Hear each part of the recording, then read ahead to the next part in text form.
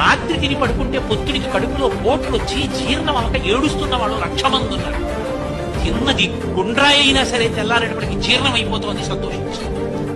పడుకుంటే నిద్ర పట్టక చారుడు మాత్రలేసి పడుకుంటున్న వాళ్ళు ఉన్నారు. కలగడా మీరు చెయ్యట్టుకుని ఇలా పడుకుంటే నిద్ర పడుతుంది. పుస్తకం ఉంటే తప్ప మాట్లాడలేని వాళ్ళు ఉన్నారు. వేదికెక్కి కూర్చుని మాట్లాడటం మొదలు పెడితే గంగా ప్రవాహంలో వస్తుంది సంతోషించు ఈశ్వరుడి కారుణ్యానికి. కొంతమంది కూర్చోలేని వాళ్ళు ఉన్నారు, కూర్చుంటున్నావు. నడవలేని వాళ్ళు ఉన్నారు, నడుస్తున్నావు. చూడలేని వాళ్ళు ఉన్నారు, చూస్తున్నావు. వినలేని వాళ్ళు ఉన్నారు, వింటున్నావు.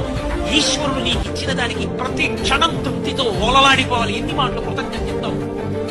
అది మానేసి ఎప్పుడు ఏదో పోయిన దాన్ని తలుచుకుని ఏడవడం కాదు, వచ్చేదాన్ని ఊహించుకుని అలా జరిగితే బాగుండని కలువమని ఎగరేయడం కాదు. ఇప్పుడు ఇక్కడ నీకు ఈశ్వరుడు వర్తమానంలో ఏమిచ్చాడో దానితో తృప్తిగా ఉండడం అలవాటైతే వాడిని మించిన భాగ్యవంతుడు. అదే